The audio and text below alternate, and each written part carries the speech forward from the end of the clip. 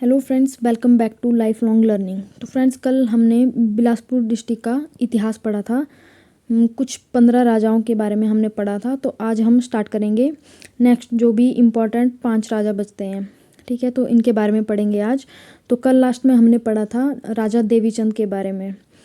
तो आज हम पढ़ेंगे उन्हीं के बेटे आगे महान चंद हुए। ठीक है, तो जब देवीचंद की मृत्यु होती है तो महान चंद उस टाइम पे सिर्फ 6 साल के होते हैं। तो इनकी आयु छोटी थी। तो जो देवीचंद की रानी होती है नागर देवी, वो कटोच वंश की थी। तो यही आगे कार्यभार संभालती है पूरे राज्य का अपने वजीर के साथ में। तो ये क्या करती है कि कांगड़ा पे आक्रमण करती है और लूटपाट करती है। तो इसका बदला लेने के लिए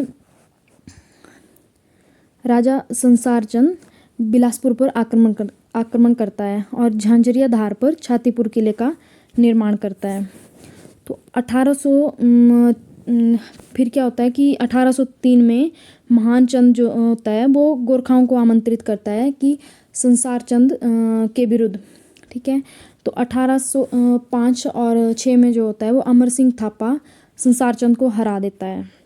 ठीक है, फिर गोरखा जो होते हैं वो बिलासपुर पर अधिकार कर लेते हैं 1803 में और 1815 तक अधिकार करके रखते हैं। फिर 1815 में होता है एंग्लो गोरखा युद्ध, क्योंकि महान चंद जो होता है वो डेविड ऑक्टोलूनी से सहायता मांगता है। ठीक है, तो उसके बाद 1815 में एंग्लो गोरखा युद्ध होता है और 1800 और महान चंद को वापस मिल जाता है अपना राज्य। और 1819 में बिलासपुर पर कांगड़ा क्षेत्र के निजाम देसा सिंह मजीठिया जो होते हैं वो बिलासपुर पर आक्रमण कर देते हैं और 3 किले व्योला देवी, पिचरौता और निहालगढ़, इन तीनों पर अधिकार कर लेते हैं।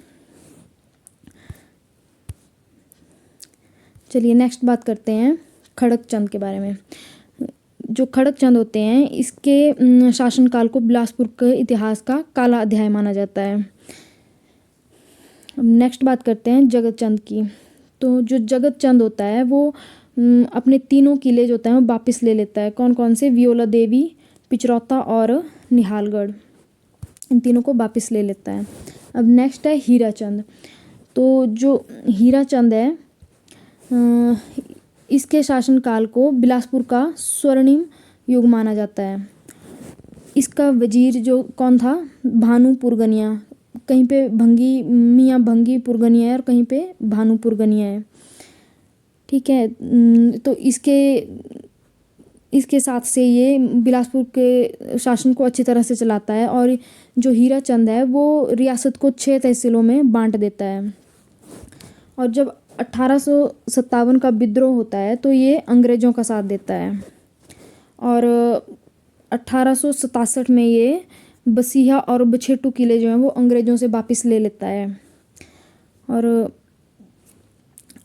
1882 में राजा जो होता है वो अपने बेटे के साथ शिमला जाता है वायसराय से मिलने के लिए, पर वापस आते टाइम जो होता है वो नमहोल में इसकी मृत्यु हो जाती है। अब नेक्स्ट बात करेंगे विजय चंद के बारे में। जो विजय चंद होता है ये वाजे चंद के नाम से भी प्रसिद्ध होता है। ठीक है, और इसने बिलासपुर रंगमहल का निर्माण करवाया था और बहादुरपुर को ये अपनी ग्रीष्मकालीन राजधानी बनाता है। और जो ये अपनी राजकीय कार्य के लिए जो भाषा चुनता है वो उर्दू होती है। ठीक है, और ये नॉन जुडिशियल स्टैंप की शुरुआत भी करता है।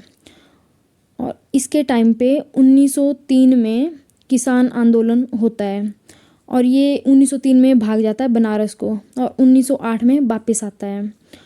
और ये वापस आकर हिमाचल की पहली पंचायत कामी का जो पहली पंचायत होती है कामी, उसका निर्माण करता है और भाखड़ा में एक स्कूल भी खोलता है। और 1911 में जो दिल्ली दरबार होता है उसमें भाग लेता है और जब फर्स्ट वर्ल्ड वॉर होती है तो उसमें अंग्रेज़ों का साथ देता है। इसके बाद नेक्स्ट है आनंद चंद। और जो आनंद चंद हैं वो बिलासपुर के लास्ट राजा होते हैं। और जब ये गद्दी पर बैठते हैं तो केवल इनकी आयु 15 साल की होती है। और जब ये राजा बनते हैं तो इनके वजीर जो होते हैं वो प्यारेलाल चंदू होते हैं। ठीक है। और इनके टाइम पे एक किसानों द्वारा विद्रोह होता है जिसको डांडरा विद्रोह बोलते हैं, और वो 1930 में स्टार्ट होता है और 1934 तक चलता है। और ये जो आनंद चंद होता है ये महात्मा गांधी का शिष्य होता है। और जब गांधी इरविन समझौता होता है तो उसके टाइम पे ये सोलन में गांधी जी से मिलता है, और गांधी जी के बोलने पे ये पूरे कहलूर रियासत का दौरा करता है अपने जो इसका वजीर होता है प्यारेलाल चंदू उसके साथ में। और फिर राजा के द्वारा स्वाधीन कहलूर दल की स्थापना की गई। और 1944 में बिलासपुर बैंक की स्थापना भी की। 1946 में राजा के विरुद्ध बिलासपुर प्रजामंडल की स्थापना हुई जिसका मुखिया कौन था? संतराम कांग। चलिए अब देखते हैं बिलासपुर जिला कैसे बनता है और इसका गठन कैसे होता है। 1947 में बिलासपुर का विलय होता है भारतीय संघ में।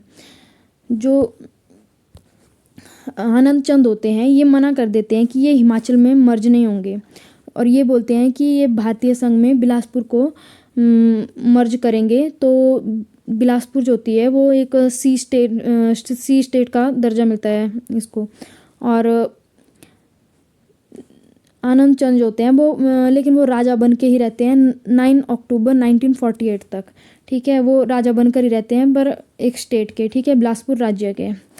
और 12 अक्टूबर 1948 को आनंद चंद को बिलासपुर राज्य का चीफ कमिश्नर बना दिया जाता है। फिर राजा की पोस्ट को ख़त्म कर दिया गया और उसके बाद उसको राज्य का चीफ कमिश्नर बना दिया गया। कब तक रहा वो? 1 अप्रैल 1949 तक। ठीक है। BC छाबड़ा जो होते हैं वो पहले 22 कमिश्नर बनते हैं, और 2 अप्रैल 1949 को दूसरे चीफ कमिश्नर बने। BC छाबड़ा पहले, जब आनंद चंद होते हैं चीफ कमिश्नर तो BC छाबड़ा बनते हैं 22 चीफ कमिश्नर, 22 कमिश्नर। और 2 अप्रैल 1949 को दूसरे चीफ कमिश्नर बनते हैं क्योंकि आनंद चंद जो होते हैं वो इनको ये पोस्ट दे देते हैं। और आनंद चंद ऐसे पहले व्यक्ति थे जो लोकसभा और राज्यसभा के स्वतंत्र सदस्य थे। और 1 जुलाई 1954 को बिलासपुर को हिमाचल में मर्ज कर दिया जाता है, इसका विलय हो जाता है, और इस तरह बिलासपुर बनता है हिमाचल प्रदेश का 5वां जिला। उस टाइम तक हिमाचल के 4 ही जिले थे और बिलासपुर बना फिर 5वां जिला।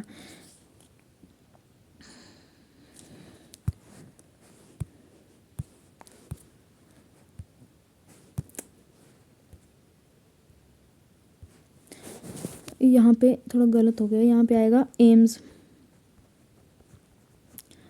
तो बिलासपुर में कौन कौन सी ऐसे फेमस जगह है? तो एम्स जो जिसका निर्माण अभी हुआ है वो कोठीपुरा में है, बिलासपुर के कोठीपुरा में। उसके बाद ACC सीमेंट फैक्ट्री है वो बरमाणा में है, बिलासपुर के बरमाणा में। जो बिलासपुर के स्थानीय भूमि देवता कौन है? तो वो है बाबा नाहर सिंह। और वहाँ के बिलासपुर के लोक आराध्य जीवित संत कौन है जिनकी पूजा की जाती है? वो है काला बाबा। ठीक है। जब 1961 में गोविंद सागर झील बनी थी तो जो पुराना बिलासपुर शहर था वो डूब जाता है, और उसके बाद 54 वर्ष लग जाते हैं नए शहर को बसने में। तो फ्रेंड्स ये थी आज की वीडियो, और इसी के साथ हमने बिलासपुर की हिस्ट्री के जितने भी राजा थे, इम्पोर्टेंट राजा थे, वो हमने कंप्लीट कर लिए हैं। आई होप ये वीडियो आपको पसंद आई होगी। अब कल हम डिस्कस करेंगे बिलासपुर डिस्ट्रिक्ट के जितने भी इम्पोर्टेंट क्वेश्चन बनते हैं। आई होप कि हम एक ही वीडियो में कंप्लीट कर लेंगे। तो थैंक्स फॉर वॉचिंग।